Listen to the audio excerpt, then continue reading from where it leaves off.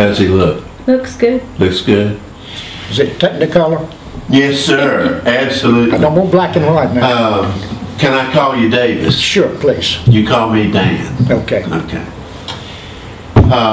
First of all, just for the record, would you spell your full name for us? Do you want William Davis Poole? Everything. W-I-L-L-I-A-M, Davis, D-A-V-I-S, Poole, P-O-O-L-E. So we got a fly running around here. That's no problem. Flies are part of nature. Let me start out by just when did you go to Thompson Orphanage and when did you leave Thompson Orphanage? I came on about 1934, left in 1950. When, could you describe a little bit about what was the nature of your life before you came to the orphanage and what were the circumstances that required you to go to the orphanage? Well, what was the first question again? Basically, describe your life before. Okay, well, I was born in 31. My mother was 40, and she died when I was 2, back during the Depression. And Daddy was 60 at that age, at that time. And I think he tried to keep us, but just couldn't do it. And how I got to the orphanage, I don't know. How old were you when you came to the orphanage? About 4 years old. That's early. Gosh, that's really incredibly early. So, am I correct that it was essentially a financial issue that caused you to have to go to the orphanage? I presume so. My daddy was a custodian at a school, and they probably didn't make more than $20 a week at the most. Where did you grow up? Where was home before you came to the orphanage? Marksville, North Carolina. What are your earliest memories of the orphanage? I mean, what are the things that you remember, the earliest things that you remember about the orphanage? I remember the day that I came, and they wanted me to take a nap. And I didn't want to take a nap. I wanted to go out and play on the playground. That's about all I can remember about when I first came. Now, I believe that when you came, that Reverend Wheeler was in charge of the orphanage. That is correct, and Mr. Bynum was the assistant superintendent. Tell me what you remember about them as people. Really, I can't I just don't remember too much. I know he was a minister every Sunday, and what he did during the week, I don't know. I don't know what Mr. Bynum did, other than probably run the farm or whatever we had as a farm back then. Well, now, on balance, you were there from 1934 until 1950, I think you said. That's correct. Davis, do you think that your experience at being at Thompson Orphanage benefited you or did not benefit you? I think it benefited me 150%. I don't know what life outside would have been like. I was too young to realize what was, out there. But I really enjoyed it. What did you think it did for you? What did it do for you, Davis?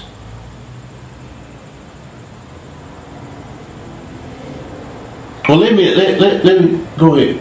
Let me ask. I'm going to throw out a proposition, and you tell me whether you think I'm screwball or not. That one of the things that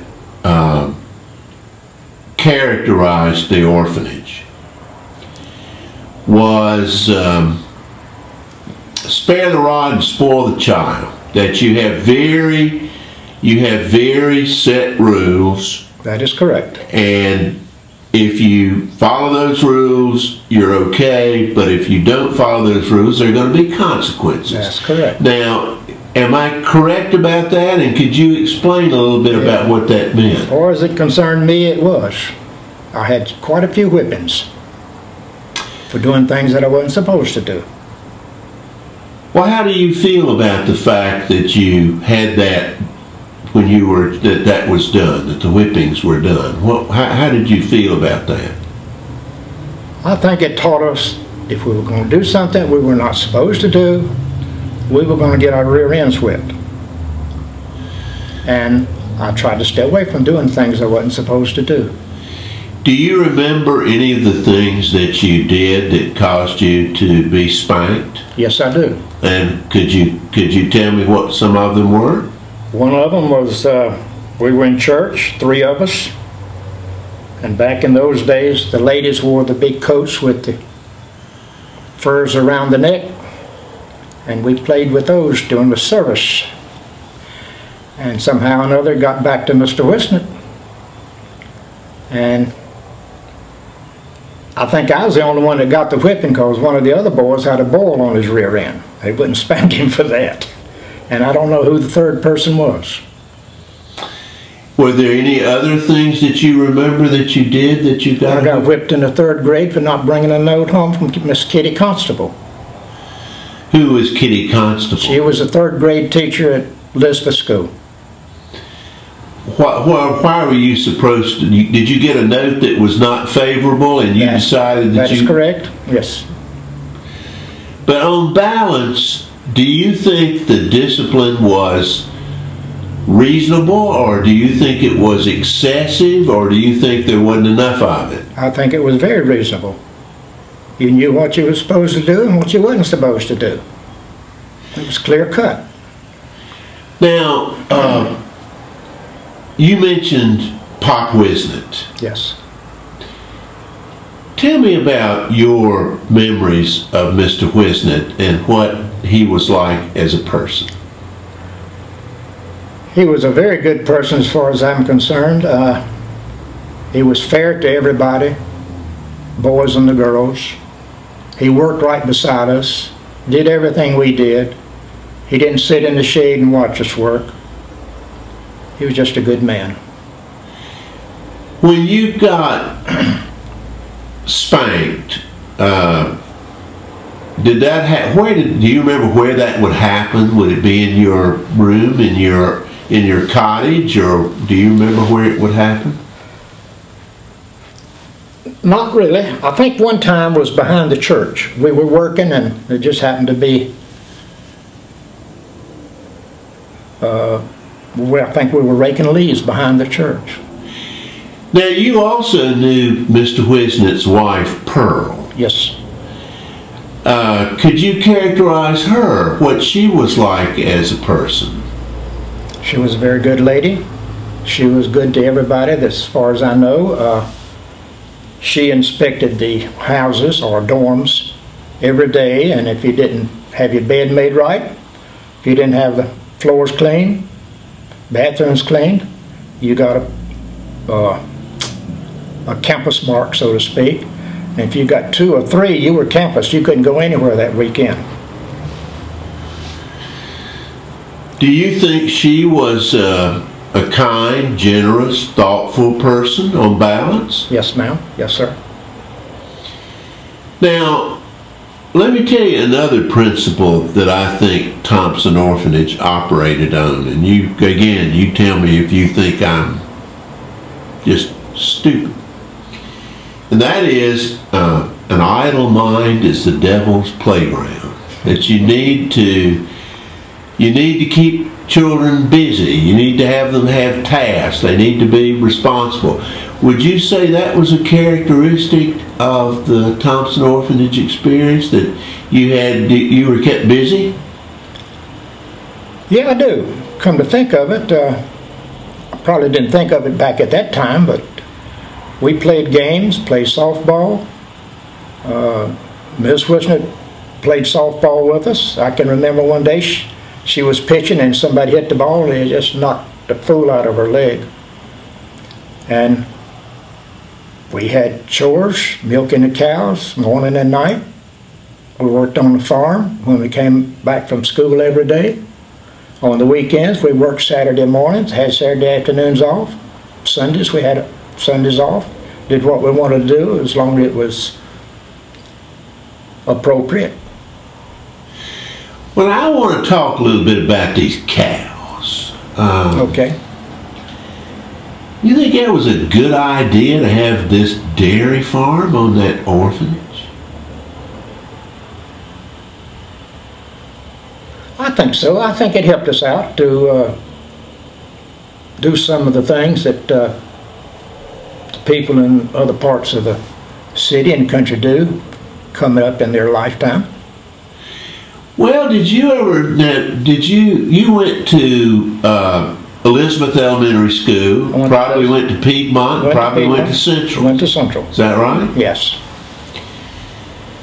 Well, did you ever feel, you know, I don't think very many of those other kids at Piedmont or Elizabeth or Central High School had to milk a cow? Nope. Did you ever feel that you were kind of maybe being asked to do more than others were? Nope. I thought it was fun. I thought I learned something. Well, what did you learn? I learned how to milk a cow. Could you milk a cow? I cannot milk a cow. I could not possibly do it.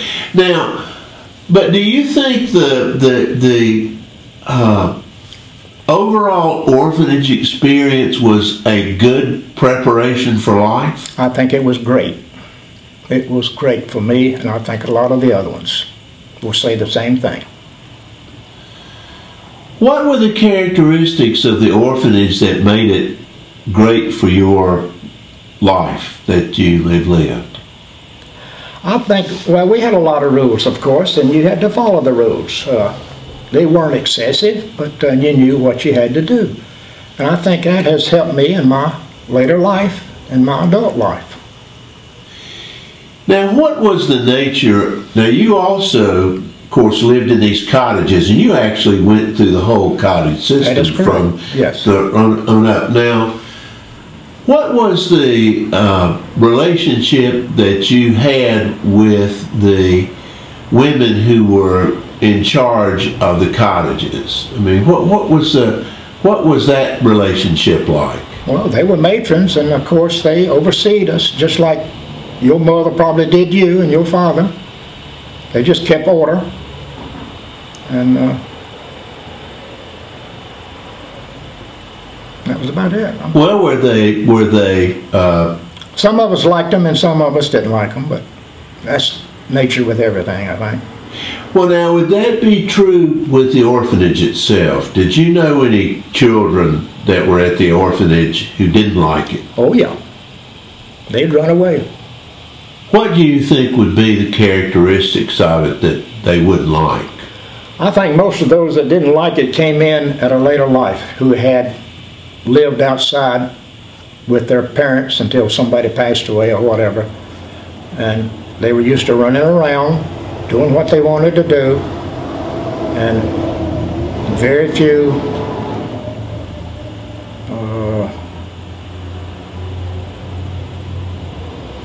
things that they had to do. Whereas at the orphanage, you know, we knew what we had to do and when to do it. I told you I interviewed Mr. Hopkins. Jim Hopkins, okay. Nice fellow. Yeah. Could be somewhat younger than you. Right. He talked about sort of a paddling night. He talked about, I think it was primarily the junior high school kids that Miss Wisnett would come in and say, now, what did you do this? Did you do this? Did you do this? And maybe if you did enough things, she'd take out a paddle and she'd paddle the kids. Do you ever remember anything? I don't remember anything about that. Not one thing. You never had any experience like that? No. Tell me what a typical day was like at the orphanage. Like, what time did you get up?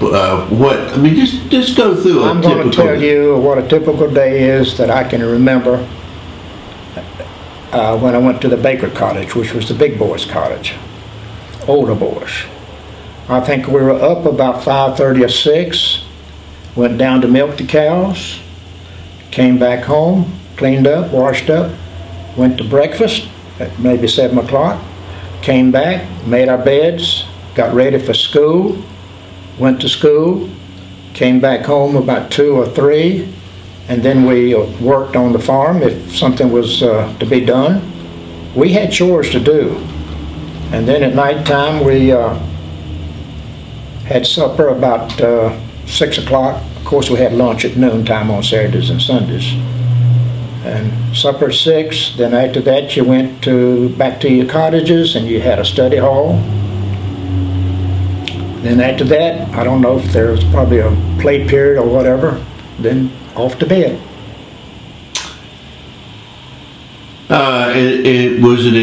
Were those enjoyable days? Oh yeah. Now, you left in 1950. I think by that time they had the farm out there on Margaret Wallace Road. That is correct. Do you remember going out there? Oh Lord, yes. Well, tell me about what that experience of going out there on Margaret Wallace Road. Well, we built that little dam and had a little lake out there that we would go swimming in when we got through working. And I cleared a lot of trees with an old saw. And we had a lot of fields that we planted with corn.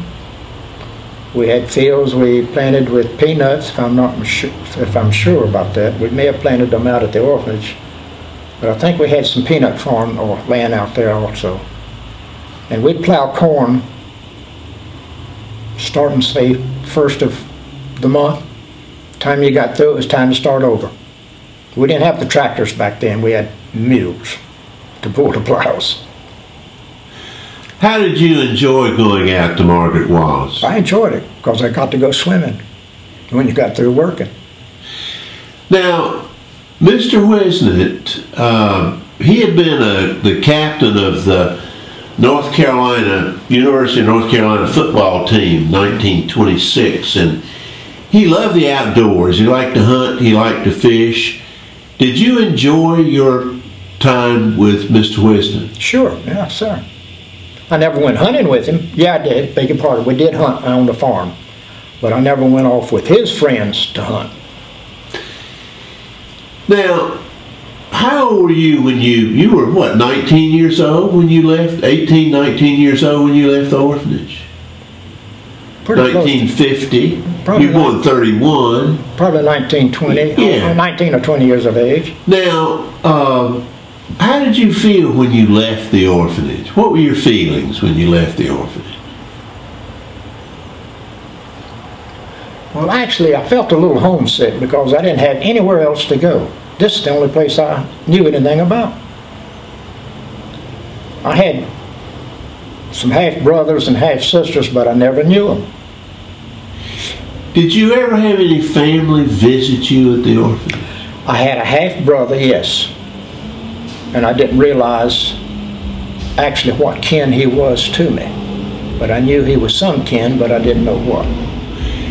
Did you ever feel embarrassed that you were an orphan? No sirree, not a single day in my life. Did you ever feel when you were at Central High School that anybody looked down on you because you were an orphan? I don't believe so. I don't think so, no. Now, Davis, what's been your life since the orphanage? Did you get married? Have you had children? What's been the nature of your life? Well, when I got out of high school, I went to vocational school in Hickory, North Carolina. Automotive school. And Uncle Sam called me about a year and a half later. Says, I want you. I wrote him back, I don't want to come. But I went anyway. That was during the Korean War. Came back. A couple of years I got married to a wonderful lady. She was a registered nurse. We were married for 53 years before she passed away with Alzheimer's. We had 3 children, a boy and a set of twin girls, and my wife was a twin. And I work for an architectural engineering firm, Bibberstein, Bowles, Meacham, and Reed. We the people. Are your children still living? Yes, sir. Do you ever think about the life you lived in comparison to the life your children lived? Well, of course, you want your children to have more than you have, I think. And I think my children are having more than I had. One's a lawyer in Chapel Hill, the other one is a family nurse practitioner in Savannah, Georgia, and the other girl is a office manager at one of the companies here in Charlotte. Well, I want to tell you a story, and I want to get your reaction to it. It's a story of fact. When the land where the Charlottetown Mall, Midtown Square, was leased and then sold, where the pasture had been, where a large part of the farm had been, things were put into place to relocate the orphanage. I mean, it was kind of a long-range plan, but the idea was that they were going to go out to Margaret Wallace Road, and they would essentially take the same type of arrangement, the farm, the cows, everything, out to Margaret Wallace, and that's where the orphanage would continue. And the cows actually were moved out there in 1959 to Margaret Wallace. This would have been after you had left. There's a man who is very well known in the Episcopal Church. His name is John Shelby Spong, S-P-O-N-G. Is he the bishop in New Jersey? Correct. Maybe you know the story. No, no. Anyway, Spong was in North Carolina when this event occurred. He was put in charge of a committee of the Episcopal Church to take a look at several institutions, including the Thompson Orphanage. This was in 1959 when he went out and visited the orphanage. And he wrote a report for the Episcopal Church. And he said it was a terrible place. First of all, he said that they were spending more money on cows than they were on kids. The second thing he said was that he called Mom and Pop Wisnett an old-fashioned couple. And he said that they were using a form of discipline for those children that was fundamentally inappropriate, specifically corporal punishment. And he also essentially said that Thompson Orphanage was totally out of step with the whole philosophy of child welfare and child protection. That the best thing that all the social workers and all the professionals were saying, the best thing to do was to not have these kids be in orphanages, but to have them be in home situations, preferably with their own families. And if not, they should be placed in foster homes until they could be adopted. So this whole orphanage system was screwy, was out of date, and was foolish, and was actually detrimental to the children because it was not teaching them individual initiative. It was not teaching them to be really self-sufficient people.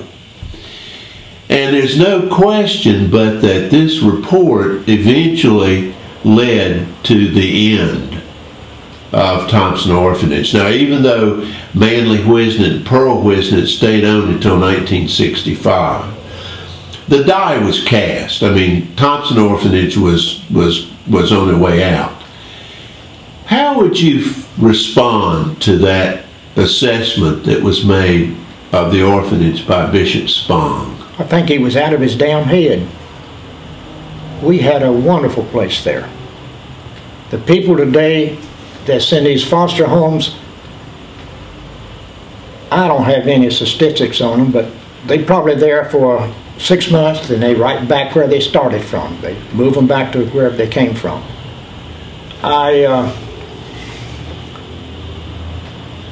Out here at the Thompson home now, once they're sent away, from what I understand now, once they go out, leave, they don't come back, regardless if they've been good or if they've been bad. Well, would you call Pearl and Manley Wisnett an old-fashioned couple? Not at that time, I wouldn't think so, no. Well, do you think that they were actually doing things that were detrimental to those children? No, sir. No, sir. No way whatsoever. If you call a spanking detrimental, we deserve it. We didn't do what we were supposed to do. Well, you know, there is a movement. I've been in contact with a fellow named Richard McKenzie, who was at Barium Springs. And he's a very distinguished retired professor of economics. He taught for years at the University of California, Irvine. And he says that this image of orphanages as being barracks for kids, right, is grossly unfair. That he says that he benefited enormously from being in an orphanage, because he said, compared to what he would have been his situation if he hadn't been at the orphanage. And he says that you know, we need to think seriously about trying to have more orphanages, not less orphanages, because for many kids, orphanages are superior to this foster home system. I will agree with you 110%. Yes, sir. When we were growing up in the orphanage, you did everything and prepared you to go out in your lifetime when you left there. I think it's been most helpful. We never wanted for anything. The Episcopal Church supplied us with the food, donations from people. They even, we had a wonderful Christmas, a wonderful Easter. I'd brag on them day in, day out if I could. So you think Bishop Spong's wrong-headed? I think he was, yes. What would you say to him if he was sitting in this chair right here? I'd say, come down and wear our shoes and walk in them and see how you like it. You'll change your mind. Well, you know, I was listening to Richard McKenzie on YouTube the other day, and he says somebody, before they make judgments about orphanages, ought to go visit them. And he pointed up to one, Crossnore, which is up near Linville, which is still in operation, and the Masonic Orphanage in Oxford, yeah, which is still in operation. He says they're both wonderful orphanages. Barium Springs is still in operation. Right, and but I want to go back a little bit more. You know, where do you live now, Davis? Where? Yeah, where do you live? In Dorado.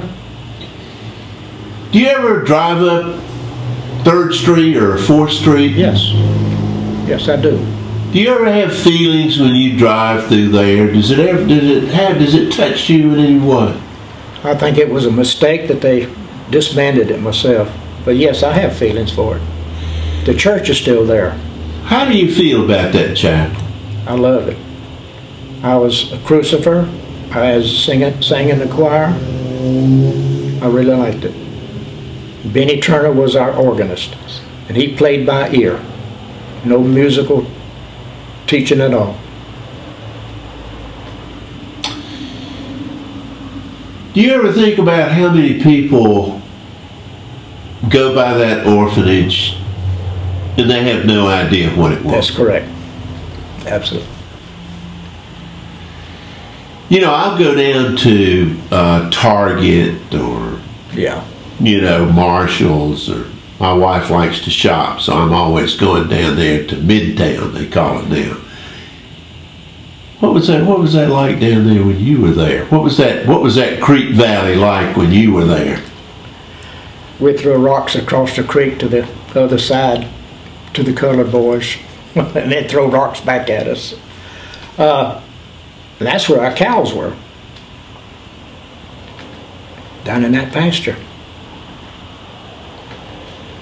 You mentioned that Christmas was a special. I've heard a lot from a lot of people that Christmas was a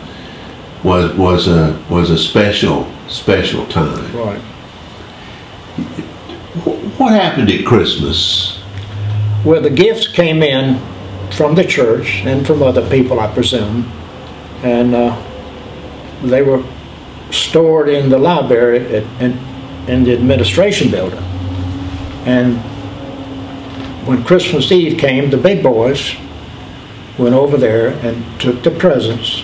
Miss Wisnett was there, and she said, "These go to Christ Church. These go to the baby cottage. These go to Smith. These go to Keenan. And these go to Baker." And we'd take them and give them to the matron, and she'd put them under the trees. And wake up Christmas morning with beaming with joy.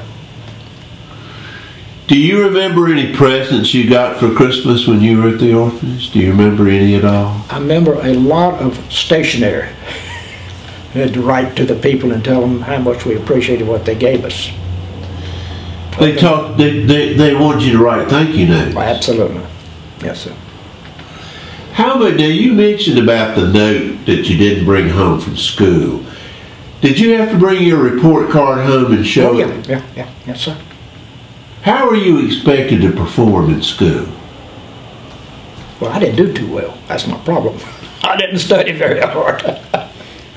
But I made it through. I guess I don't know what the expectations, I assume, was more than I put out and was able to do. Did you ever see any fights? Oh yeah, I was in a couple of them. Normal boy fight. What would happen when you got in the fight, and what would Mr. Wisnett know about it, or would? Probably not. Probably not. It was probably over in less than a couple of minutes. Now, one of the women that Miss Davis, wasn't that Beverly. Right? Beverly. Beverly Homewood? Yeah. Yes, sir. She talked about a real mean matron in the baby cottage. Well, you remember that woman's name? What was her name? I can't remember her name. Do you ever remember any of the matrons? There was one matron that she mentioned in the baby cottage that was tough. Do you remember anything about that? I had a matron in the baby cottage. Her name was Mary Seibert. She was from New York, I think. She was good.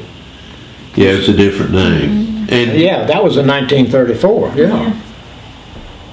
Beverly didn't come to when? About 19... She was there 50 to... Yeah, she came, I think. She came. 58 or Now, let me ask you this. What do you think... I know a group get together, alumni of the orphanage. Do you get together with that group very much? Yes, sir. Does that mean much to you? Yeah, sure does. You get to see old faces and renew old acquaintances. But the problem now is we're getting old, and the only ones that are coming back now are mostly the children of the orphans. Not too many of us are coming back anymore.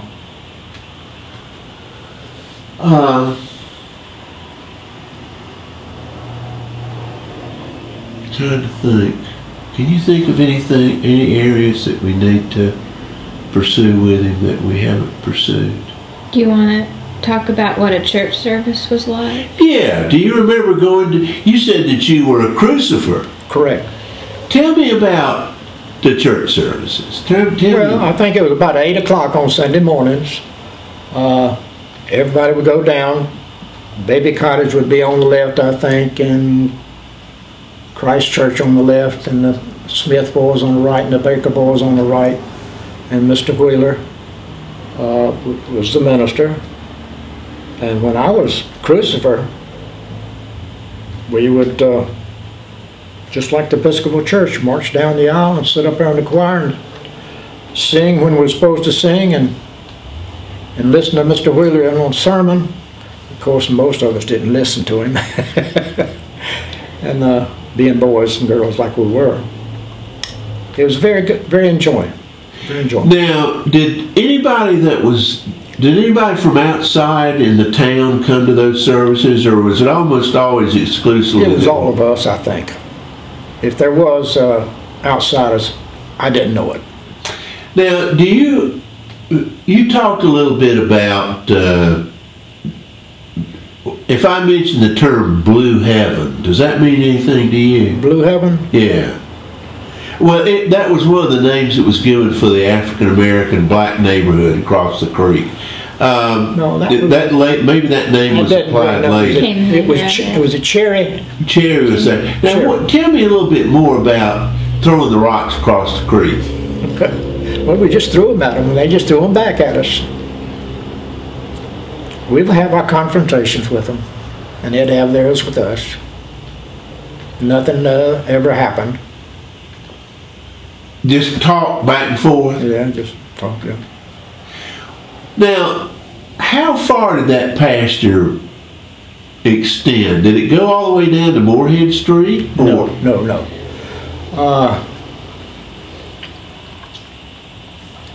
Right where the Target is, and you know where Nations Bank used to be? Yeah. Down there? Uh-huh. That used to be let's see, I think it was a construction company across the street from them, and down just a little bit more. Chapel. But we went down to that area, and that was a big bank, and we had alfalfa on that for the cows and horses as feed. Now, the barn was up on top of the hill, wasn't it? Correct.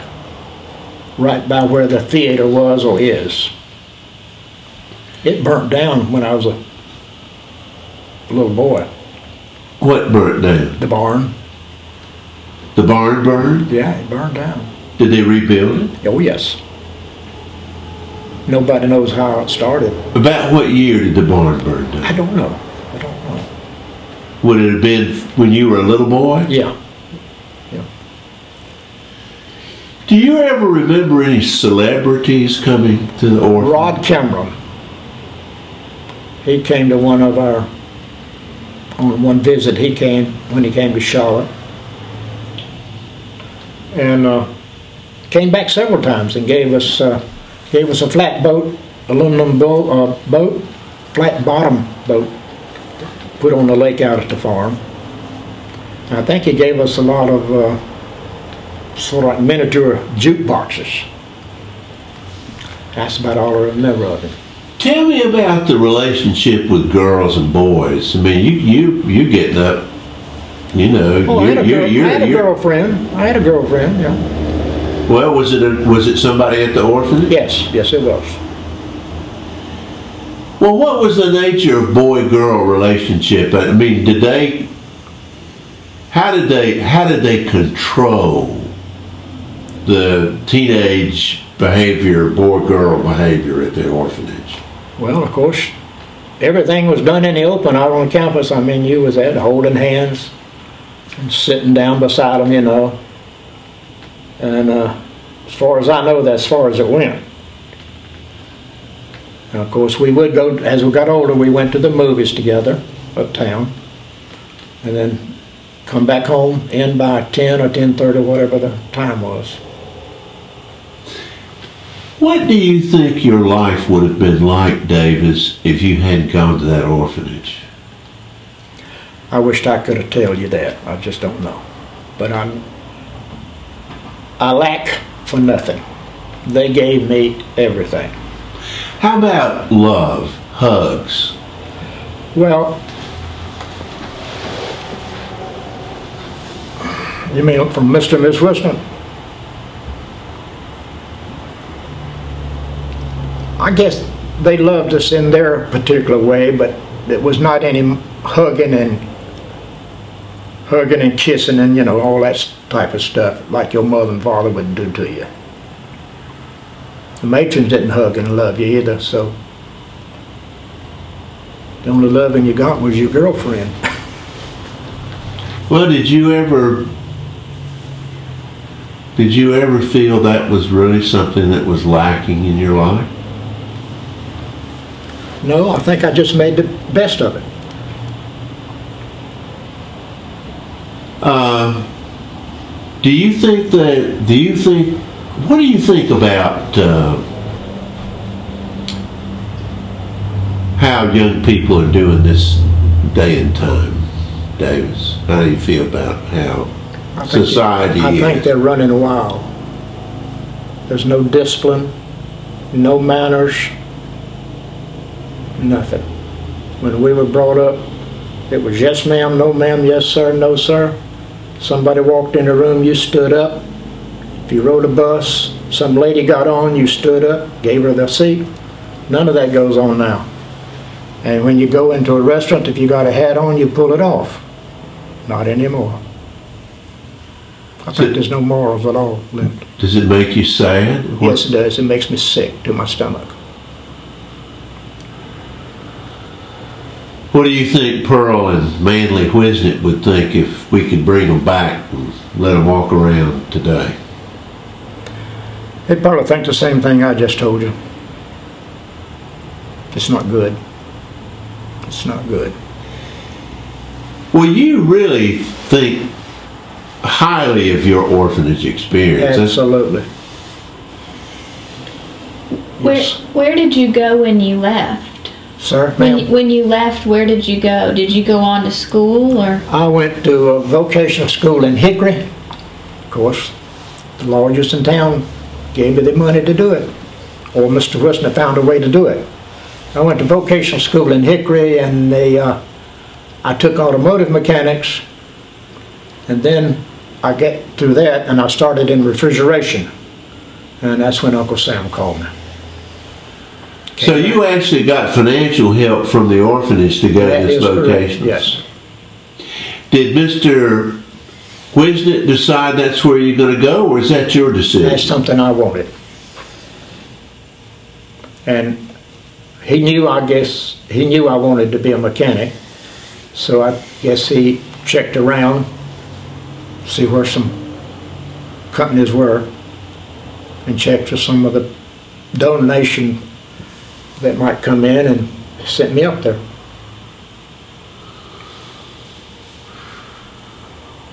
Can you think of anything else? Did you have siblings that went with you to the orphanage? No. I was the baby of the family. Like I said, I got about 4 or 5 half brothers I never saw until my father died, and he was 95.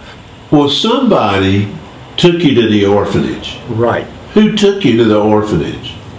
I think it was my daddy and one of his sons. 2 sons of his were Presbyterian ministers. He had a daughter that was married to a Presbyterian minister in Virginia, and he had another son that was a postal carrier here in Charlotte. His name was Jim Poole, and he was the one that came by and visited me at the orphanage.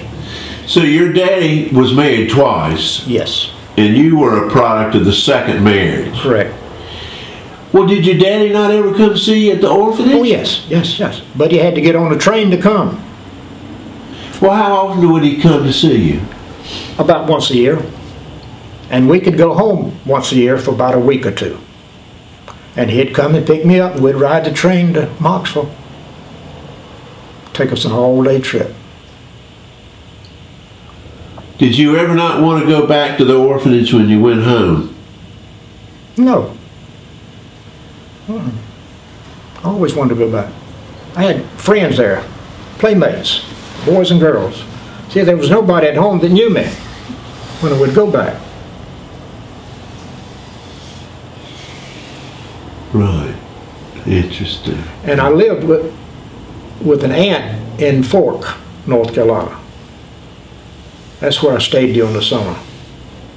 Would you leave every summer? Yeah. How long would you go away? About a week. Would you see your daddy in Fork when you? No, I saw him in Marksville, and then he was in a one room with a kitchen, and there's no way that I could stay there. My aunt lived in Fork with a two-story house.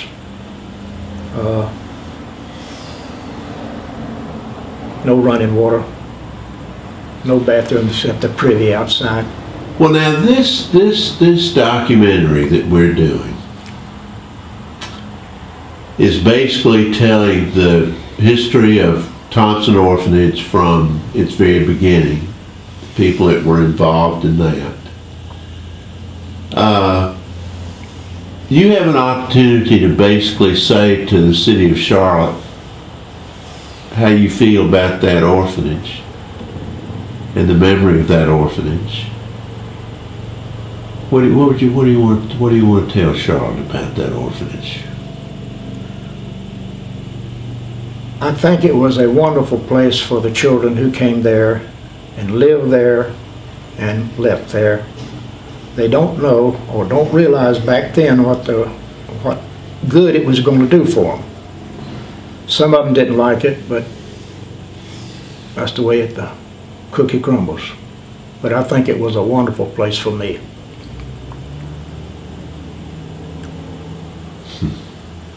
Well, I think that's great. I think that's it. Yeah. Well,